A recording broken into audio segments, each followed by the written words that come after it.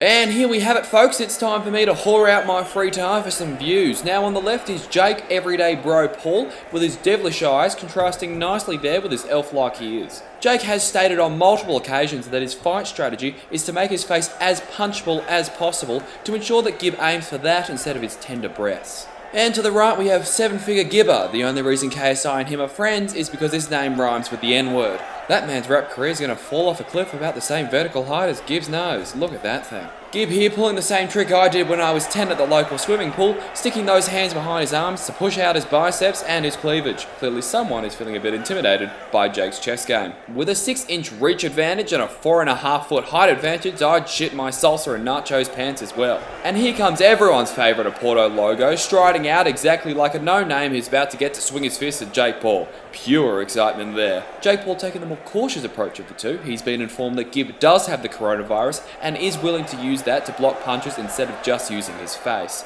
Mexican Ronald McDonald eagerly bouncing up there because he saw KSI do it once, while the FBI woman over there, she just puts on her gloves to conduct a cavity check.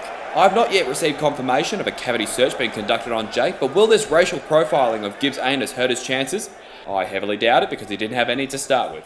Christopher takes a long hard look at the audience, makes them feel ashamed that we bought into this mess, and then by the looks of him susses out the best plays for a post-game nap.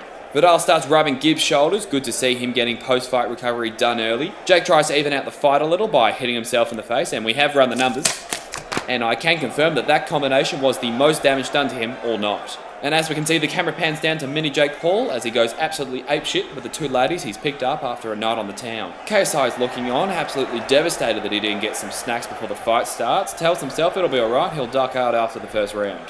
And here we go, Dead Cow Skin in the blue corner, the Squat Master in the red. And the Squat Master is living up to his title. It's a great strategy. Clearly Gib thought in practice that his biggest hurdle would be the giant size difference between the two of them, so he thought he'd make it worse. And a jab, oh holy guacamole, the beast from the Middle East is moving like he's fighting on his river of oil. Bam! And just like that, Gib is sent to the ground but rises like an inflatable car wash man. The referee's not having any of that shit and stops Jake before Gibbs flies away. Gibber realises that fighting Jake Paul hurts, so he turns his attention to something that's easier to fight.